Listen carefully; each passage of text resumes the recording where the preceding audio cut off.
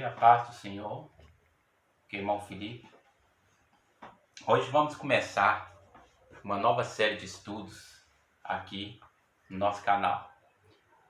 Já temos aqui 4 estudos, 4 playlists de estudos. Você pode estar lendo e se edificar espiritualmente e no conhecimento da Palavra de Deus. Um estudo baseado no Sermão do Monte, um estudo baseado no sermão profético, um estudo baseado na na Epístola Universal do Apóstolo João, um estudo baseado em Daniel. Esse estudo do sermão profético está dividido não só numa playlist, e também do Sermão do Monte, estão divididos em várias playlists com vídeos curtos, né? E que eu sei que serão bênçãos para a sua vida.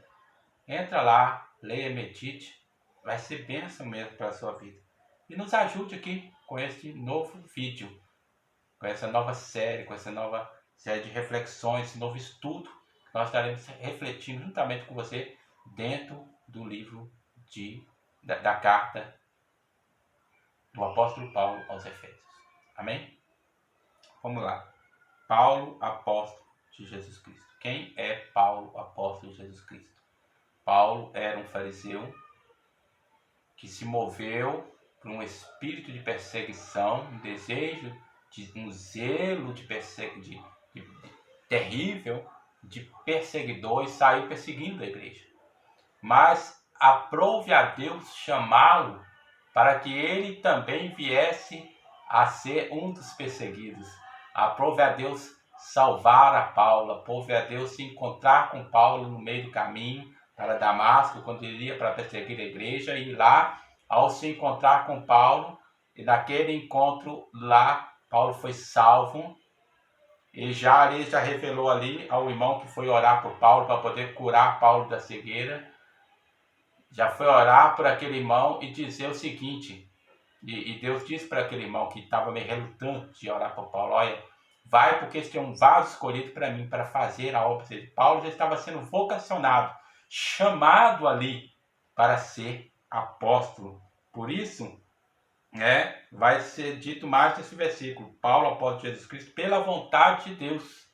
Já era um projeto do Senhor, a vocação de Paulo. Não era um apostolado porque Paulo queria ser apóstolo, não era um título de apóstolo. Paulo não queria título de apóstolo, já tinha os 12 apóstolos ali. Para que mais um título de apóstolo? Para que mais um apóstolo? Além de isso, aqui abre um parênteses para a gente falar que apóstolo, naquela época do primeiro século, era uma palavra para designar aquela pessoa que estava ali para cumprir uma missão. Então, era a palavra que hoje usualmente nós chamamos de missionário, Alguém que saía para poder levar o evangelho, para pregar o evangelho e para fundar igrejas, fundar comunidades cristãs, Esse apóstolo aqui, ele tinha autoridade de Deus, para isso. E os primeiros apóstolos, os 12 apóstolos, eles não eram os primeiros discípulos, muitos deles eram primeiros discípulos, sim, mas existiam muitos outros discípulos além deles, mas eles foram os discípulos que Jesus designou para serem os seus apóstolos, Eles eram dos primeiros discípulos. É tanto que Matias, que foi escolhido para ficar no lugar de Judas, ele não é apenas alguém que andou e conheceu o ministério de Jesus, mas ele era alguém que fazia parte daqueles primeiros discípulos, aqueles discípulos que estavam com Jesus quando Jesus iniciou o seu ministério, Ok? Então Paulo, olhando pela lógica que teria que ser alguém que estaria com Jesus desde o início do seu ministério, Paulo talvez não se encaixaria como apóstolo, se apóstolos fossem apenas esses. Mas naquela época, naquele contexto, não apenas os 12 eram apóstolos. Os 12 eram os 12 apóstolos de Jesus Cristo. Eram os principais da igreja, responsáveis pela doutrina apostólica, responsáveis por escrever o Evangelho, por organizar a igreja, né? Por fundamentar a igreja. Paulo também vem trazendo a doutrina também. Mas a doutrina que Paulo traz é a doutrina que está em harmonia com a doutrina dos 12 apóstolos e que está em harmonia com a doutrina que Cristo ensinou. Não há desarmonia entre a doutrina paulina e a doutrina joanina e a doutrina de Pedro e a doutrina de Tiago, mas há harmonia entre essas doutrinas. Ok? Louvado seja o nome do Senhor. Também não há entre a doutrina de Judas, também que escreveu a sua epístola. Mas há harmonia entre todas essas doutrinas. Ok? Paulo foi um instrumento por Deus e pregou e fundou muitas igrejas. Então ele tem uma amplitude além e a sua versalidade como um doutor da lei, né, lhe deu essa graça de escrever muitas cartas e desenvolver de forma manuscrita, de forma mais aprofundada a doutrina cristã, né? Ok? E Éfeso é uma carta, aos Efésios é uma carta que vem sintetizar a doutrina de Paulo, né? Em muitos aspectos, né? Essa carta sintetiza e traz em síntese muita doutrina de Paulo. Ok, pela vontade de Deus, como nós falamos bem, ele não era um apóstolo qualquer, não era um homem que se autodenominou apóstolo. Hoje em dia, a palavra comum para o trabalho de Paulo era a ideia de um missionário. E hoje em dia as pessoas querem usar o termo apóstolo, mas nem querem fazer o trabalho de um apóstolo. Eles querem apenas um status. Hoje, quando alguém diz que é apóstolo, normalmente é um status, né? Ou um título de honraria que talvez a igreja dele lhe deu por achar ele um homem muito especial, ou por ele ser um homem muito especial, né? Mas eu não acharia adequado, eu não acho adequado, como muitos irmãos não acham adequado usar o termo apóstolo nos dias atuais, né? Esse é um termo que por nós ficaria apenas no primeiro século, porque hoje em dia ele serve mais como status, como motivo de orgulho, porque quem são os verdadeiros apóstolos hoje? Os verdadeiros apóstolos hoje são pessoas que estão pregando a palavra de Deus lá na África, lá na Arábia, lá nos países da janela 10 por 40, ou daquelas janelas lá onde há perseguição, lá na Índia, lá na China, pessoas que estão abrindo portas para o Evangelho, porque esta é a função do verdadeiro apóstolo, é a função do missionário. Então, o missionário é o apóstolo. Ok?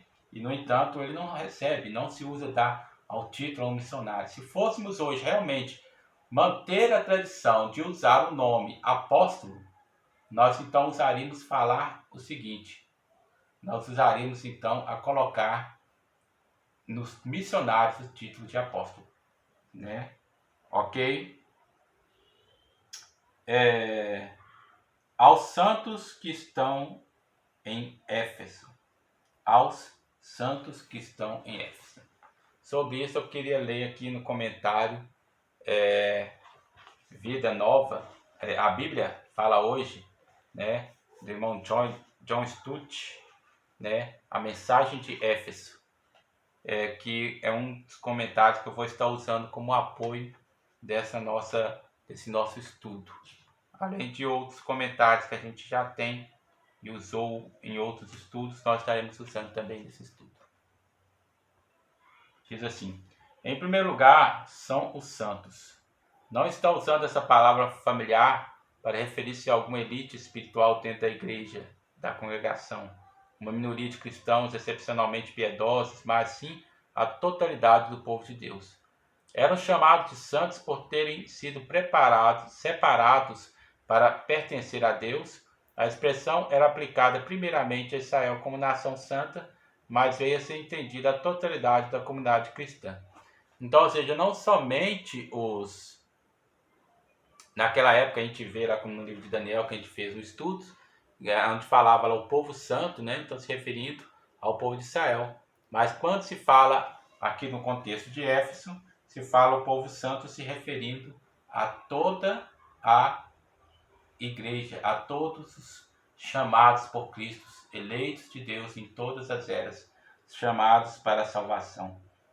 Santos que estão em Éfeso.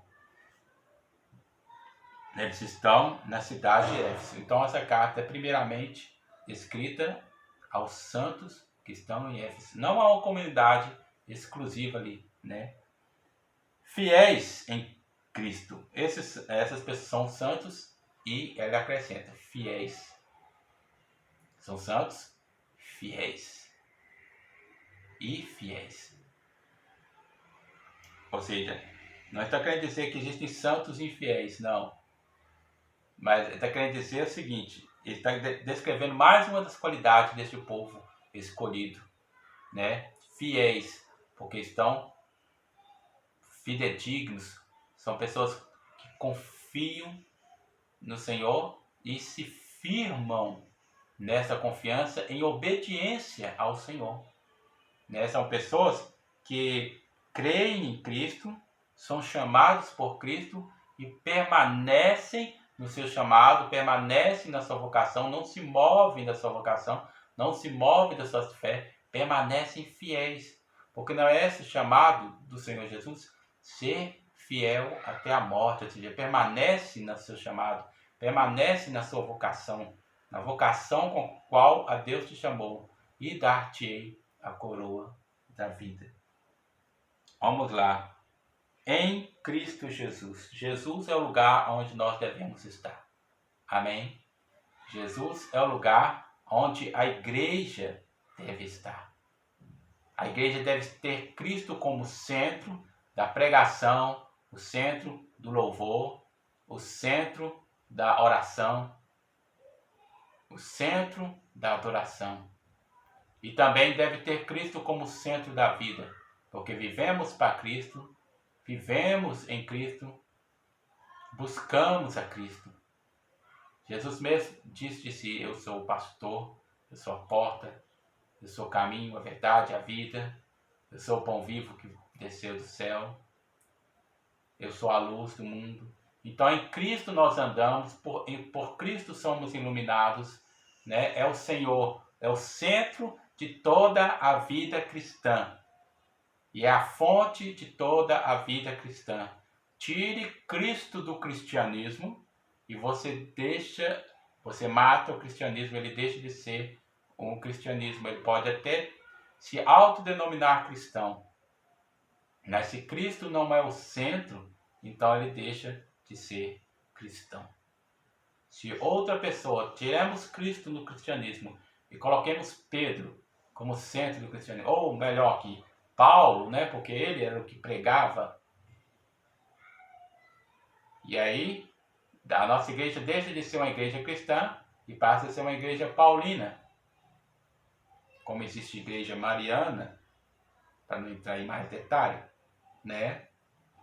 Então essa igreja não é cristã. Ela pode até querer se dizer cristã, mas o centro é Cristo. O viver é Cristo, o caminhar é Cristo, o morrer é Cristo, ressuscitar é Cristo. É o que Paulo diz em 1 Coríntios, capítulo 2.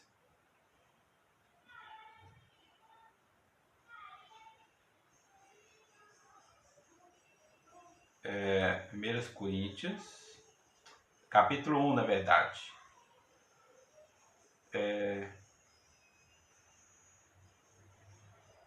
Versículo 13. 1 Coríntios, capítulo 1, versículo 13. Está Cristo dividido? Foi Paulo crucificado por vós? Ou foste vós batizados em nome de Paulo? Ou seja, estão tirando Cristo e colocando outro? Não é Cristo. Cristo, apenas Cristo, né? Glória a Deus.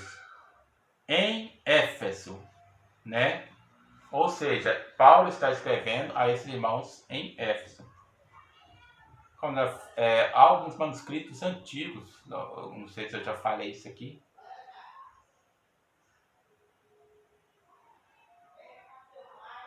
que diz que Éfeso, que essa carta não foi originalmente escrita a Éfeso, né? Alguns manuscritos antigos nem tinham o título de Éfeso. Grandes manuscritos do primeiro século não tinham o escrito o nome Éfeso.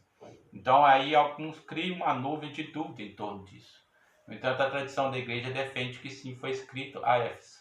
Isso é uma discussão que é irrelevante, né? Não acrescenta em nada e não tira em nada a doutrina cristã. Apenas serve para lançar confusão, como há pessoas também que questionam a autoria paulina dessa carta.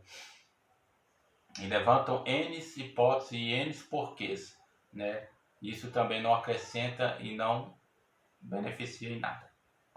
Há uma hipótese que diz que a justificativa para essas cartas não terem o nome de Paulo é que Éfeso foi escrito originalmente para Éfeso, mas com o foco de que fossem lidas em outras congregações, em outras igrejas ali da Ásia Menor. Ok? Por falar nisso, vamos ler algo sobre a cidade de Éfeso, para não ficar apenas na minha palavra. Depois de Roma, a cidade era a cidade mais importante que Paulo visitou, localizada na interseção entre duas rotas terrestres antigas importantes.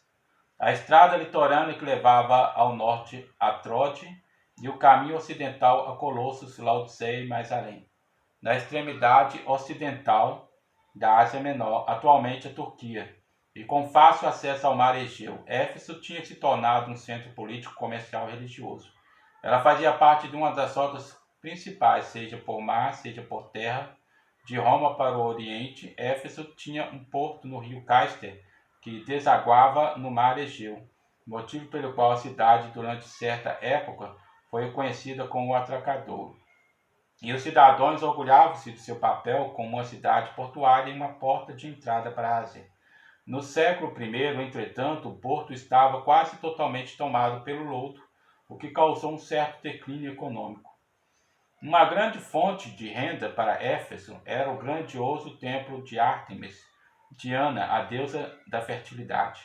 4 vezes maior que o Partenon, este santuário, considerado uma das 7 maravilhas do mundo antigo, era referenciado por toda a Ásia e pelo mundo. Reverenciado, né? O templo ficava fora das muralhas da cidade e voltado para o leste. Totalmente construído em mármore, ele tinha cerca de 100 metros de comprimento por 50 de largura, e a sua construção demorou 220 anos. A imagem da deusa ficava no centro do templo, rodeada por cortinas. Além do templo, Éfeso tinha um imenso anfiteatro, que podia acomodar mais de 25 mil espectadores. A cidade localizava-se entre duas cordilheiras. A cordilheira a leste formava a fundação deste teatro, pois ele tinha sido escavado na sua encosta. Próximo dali ficava o estádio ou a pista de corridas, onde aconteciam as lutas entre animais selvagens e entre homens e animais. Uma grande rua pavimentada em mármore, a rua principal de Éfeso, seguia em direção nordeste do teatro até o porto. A rua tinha uma colunata trabalhada nos dois lados. A vida comercial e a prosperidade da cidade vieram a depender dos muitos milhares de turistas e adoradores que visitavam o templo, o teatro e o estádio todos os anos. Não é de admirar que a população tenha ficado alarmada e logo enfurecida quando soube que os ensinos de Paulo iriam enfraquecer a adoração a Ártemis e, consequentemente, colocar em risco a sua sobrevivência e a economia da cidade. Aí os irmãos lembram daquela passagem lá em Atos, capítulo 19, versículo 23 a 41, onde o povo começou a gritar, né? Grande é a deusa Diana, né? E eles diziam ali, grande é a Diana dos Efésios, fez um tumulto no povo, na cidade, até que das pessoas que mexiam com aquilo, né? Ele fez lá fez um discurso e acalmou o ânimo do povo, porque falou com o povo que aqui não ia mudar a realidade da cidade, que ela continuaria sendo a cidade, né, da deusa lá. né? E aí acalmou o povo. Mas se não fosse isso, talvez teriam apedrejado a Paulo, mas aprove a Deus não permitir que isso acontecesse, né? Vamos ler também algo aqui que nosso irmão John MacArthur, né, que é também um dos comentários que nós estamos usando como base, falou sobre a igreja de Éfeso, sobre a igreja que é a destinatária principal, pelo menos assim é defendido pela tradição da igreja, da carta, né? É provável, diz ele, que o evangelho tenha sido levado a Éfeso em primeiro lugar por Priscila e Áquila, um casal excepcional dotado, que fora deixado lá por Paulo em sua segunda viagem missionária. Atos capítulo 18, versículo 18 a 19. Ou seja, Paulo apenas os deixou lá. Paulo fez um discurso na sinagoga, né, dos judeus, mas não pôde ficar lá. Ele fez o discurso para os irmãos até queriam que ele ficasse, os judeus, né, queriam que ele ficasse, alguns, né, não todos, e ele saiu. Ele foi para pregar em outro lugar, mas ele deixou lá Priscila e Áquila, então se crê que tenham sido eles os fundadores da igreja, que mais tarde, quando Paulo voltou lá, ele veio a fortalecer também, trazendo a sua contribuição, também ampliando a congregação lá e ao número dos eleitos. Localizada na foz do rio Castro, como nós já lemos, né? O que mais diz aqui nosso irmão? Posteriormente, a nova igreja iniciada por Priscila e Áquila foi estabelecida com firmeza por Paulo em sua terceira viagem missionária e foi pastoreada por ele por cerca de 3 anos. Após a saída de Paulo, Timóteo pastoreou a congregação provavelmente por 1 ano e meio, tendo uma de suas principais atividades o combate aos falsos ensinamentos de alguns homens influentes, como Emineu e Alexandre, que seriam anciões da congregação. Isso está lá em 1 Timóteo capítulo 1, versículo 3 a 20. Por causa desses homens, a igreja de Éfeso era atormentada por mitos e genealogias. Está em 1 Timóteo capítulo 1, versículo 4. E por ideias ascéticas e não bíblicas, tais como a proibição do casamento e a abstenção de certos alimentos. 1 Timóteo 4, 3. Embora alguns falsos mestres não tivessem um entendimento correto das Escrituras, expunham suas ímpias interpretações com confiança. Isso é comum hoje, né? Quando muitas pessoas que expõem a distorção da Bíblia com uma veemência. Eu estava vendo um homem lá que estava pregando contra a doutrina bíblica, né? Exposta ali pelo irmão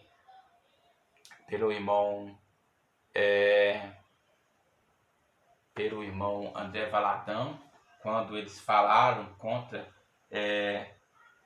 o pecado, né, da homossexualidade, e ele falou de forma veemente, defendendo, né, a homossexualidade, falando que os irmãos estavam pregando ódio, e falou no fervor, como se fosse um pregador pentecostal. Eu olhei aquela forma de homem pregar, fiquei até admirado, né? Então esses homens falam com confiança, né? O que produzia nas igrejas danosas controvérsias, em vez de promover a obra de Deus, que é pela fé. Cerca de 30 anos depois, Cristo deu ao apóstolo João uma carta a essa igreja, afirmando que eles haviam abandonado o primeiro amor por ele, né? Isso está em Apocalipse, capítulo 2, versículo 1 a 7. Amém, irmãos? Então vamos parar por aqui. Depois nós continuaremos a nossa reflexão. Estamos no capítulo 1, né? Acompanhe aqui conosco, capítulo 1 de Éfeso. Eu sei que será uma bênção. Amém? Se você gostou, curta, né? E ore por nós, ok? Nos ajude aí, nos incentive com a sua oração. Amém? A paz do Senhor.